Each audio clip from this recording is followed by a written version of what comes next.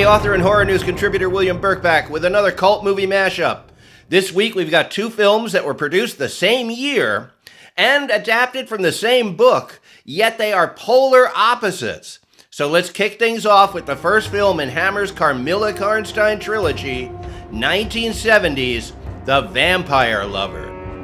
A wealthy man invites a mysterious young woman into his family home. Almost immediately, his daughter falls ill, and the countryside becomes littered with bodies drained of their blood. Sheridan Le Fanu's novella Carmilla was published in 1871, predating Bram Stoker's Dracula by over 25 years. In only 29,000 words, it established many of the vampire genre's literary conventions. The book has been adapted to film over a dozen times. There have also been unofficial literary sequels and comic books. Carmilla even appears in Castlevania: Circle of the Moon. The title character Carmilla is the original lesbian vampire, preying on men and women while declaring her eternal love for our narrator, Laura. Being a Victorian work, the love between the two women is never stated explicitly, but you don't exactly have to read between the lines. I have been in love with no one, and never shall, she whispered. Unless it should be with you. How beautiful she looked in the moonlight. Shy and strange was the look with which she quickly hid her face in my neck and hair, with tumultuous sighs that seemed almost to sob, and pressed in mine a hand that trembled. Her soft cheek was glowing against mine. Darling, darling, she murmured. I live in you, and you would die for me. I love you so. Fast forward 100 years or so to 1969, when film censorship was buckling under the weight of groundbreaking motion pictures. Hammer Films' once daring gothic horrors suddenly looked anemic by comparison, and that reflected poorly at the box office. Their U.S. production partner, American International Pictures, wanted to produce a more sexually explicit vampire film. Le Fanu's novella Carmilla, with its sexual undertones, seemed an ideal property, and being public domain didn't hurt either. But while Le Fanu had painted the novella's sapphic elements with a delicate brush, Hammer used a roller, ensuring that their leading ladies lost their Victorian laundry at every opportunity. You must take everything off. Try it once. Oh. All right. But despite the exploitation elements, Hammer didn't sacrifice their patented gothic atmosphere. Director Roy Ward Baker's camera glides through Victorian mansions, fog-shrouded cemeteries, and crumbling castles, achieving a lush look on a limited budget. Genre icon Peter Cushing was cast as General Spielsdorf, but the film really belongs to its female cast. Future Bond girl Madeline Smith and Hammer favorite Kate O'Mara give solid performances. But Polish-born actor Ingrid Pitt dominates the screen as Carmilla. Pitt had already established herself with supporting roles in blockbusters like Where Eagles Dare, but The Vampire Lovers was her first lead role. Where the devil is she? I don't know, sir. Her room is empty. I am here. I could not sleep. I went to the chapel to pray. Her performance is otherworldly, seductive, and supremely confident. It is daylight now. She is dead. Hammer was impressed, offering Pitt a contract for a series of Carmilla films.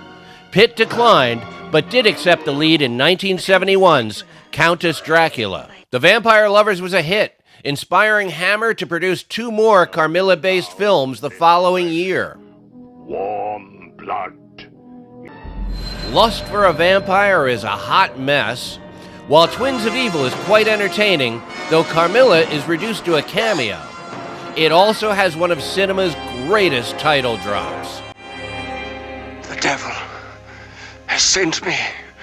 Twins of Evil. Without Pitt in its star roster, Hammer was adrift and out of step with the times. The next few years saw a steady decline. They even attempted to update their cash cow Dracula series by shifting it into modern times, but the results were laughable, and their final Dracula film is barely worth mentioning. The seven brothers and their one sister meet Dracula.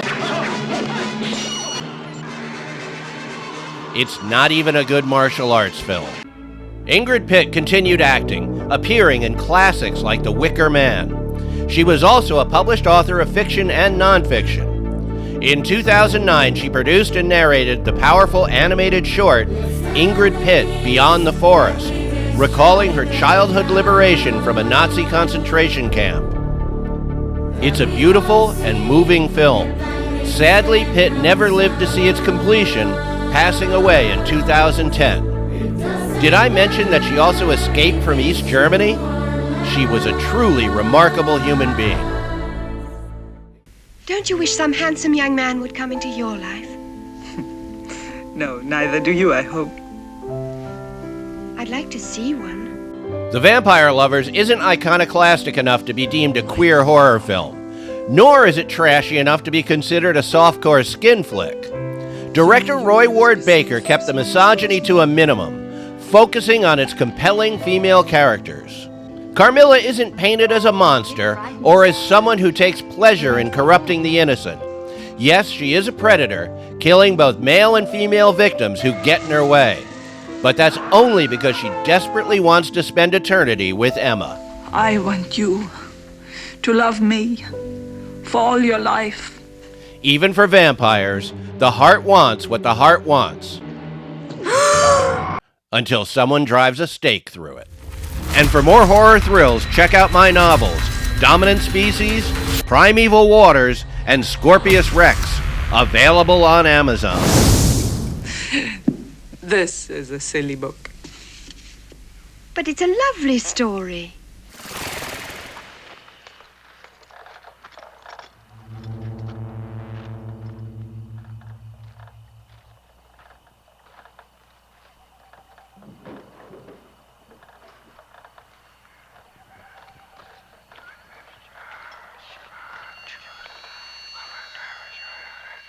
Jessica, why have you come here?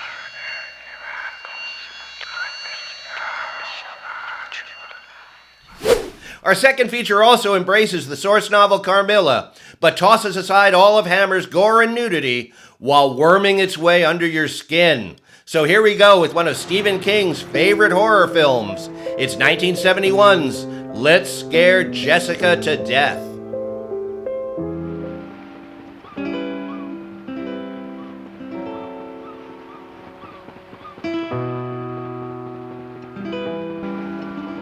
Where you folks going? Other side of Brookfield. It's a farm on Cove Road called the Old Bishop Place. Do you know it?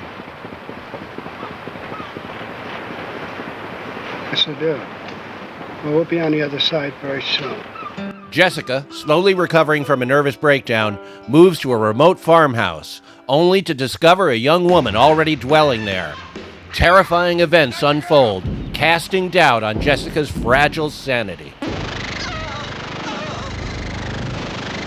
It was the antique dealer! Dead! Right here, I swear it, I saw him. Duncan, it's true. He was lying right here. And there was blood! Joseph Heller once said, "Just because you're paranoid doesn't mean they aren't after you." That quote encapsulates the atmosphere of director John Hancock's take on Carmilla. He strips away Hammer's gothic milieu, bombastic score, and sexploitation trappings, creating something more reminiscent of another paranoid classic. Please, listen. If you don't, if you won't, if you fail to understand, then the same incredible terror that's menacing me will strike at you!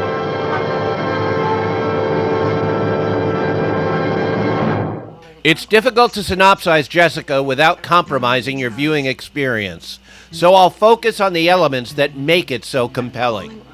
The cast is excellent, but like the vampire lovers, Jessica's female leads shine the brightest. Emmy Award winner Zohra Lampert channels her voice, facial expressions, and body language, embodying Jessica with a complexity only the most gifted actors are capable of. Early on, she glimpses someone hiding upstairs. Her reaction upon discovering that there really is someone there, rather than just in her imagination, is priceless. I really did say something. I believe you. Lampert may not be a household name, but she strikes me as an actor's actor, the kind more famous performers speak of in hushed reverence. I was just looking at the picture. Looks so much like you. My lord, it does. Gee, how weird. Director Hancock's version of Carmilla Karnstein is Emily, a squatter in the group's newly purchased farmhouse. She's a classic college dropout, flower child drifter, checking all the boxes for a Life magazine article about hippies. I plan to drop again. I probably should go back to school, but I don't know why. What do I need a degree for? But don't you live somewhere? Oh, yeah, sure, but I haven't been there for a long time. The bishops. There's no mistaking the bishops. Well, we bought the old Bishop place. He tell you the stories about Abigail Bishop drowning, 1880 and all that? It's quite a story. Emily is not who or what she appears to be, cunningly embodying some element missing from each character's life. To aging hippie Woody, she's the beautiful free spirit he's dreamt of. Show me. To Jessica's husband Duncan, she's a seductress, redeeming his wounded masculinity. Only Jessica is wary of her, realizing the voices in her head are warnings, like radio signals on a frequency that only she can hear. Mariclaire Costello's performance is equal parts naturalistic and ethereal, the latter enhanced by her red hair, pale complexion, and piercing blue eyes. Her character effortlessly glides from a mandolin-strumming free spirit to a cunning manipulator and ultimately to a malignant predator. Revealing any more would deprive you of the experience. In short, Let's Scare Jessica to Death eschews the usual jump scares and gore, creating a genuinely unnerving experience. John Hancock went on to direct one of the all-time great baseball movies, Bang the Drum Slowly, starring a then-unknown Robert De Niro. In 1989, he directed the heartwarming, 100% saccharine-free holiday film, Prancer, proving he's an artist equally adept at magic and menace. How did you know where I live? Cinematographer Robert Baldwin achieves miracles on a threadbare budget. That's no surprise, as the man is cult movie museum royalty. Want a date? Going out? He shot Frankenhooker, as well as Basket Case 2, The Exterminator, and The Soldier. Want a date? You going out? Let's Scare Jessica to Death has been rediscovered and restored on Blu-ray, as well as being available on streaming. It's a must-see, though you might not want to watch it alone. More great movies are coming, so like and subscribe or you'll miss them.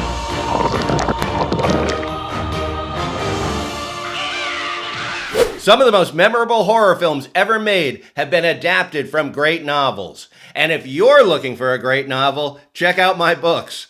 And thanks for watching.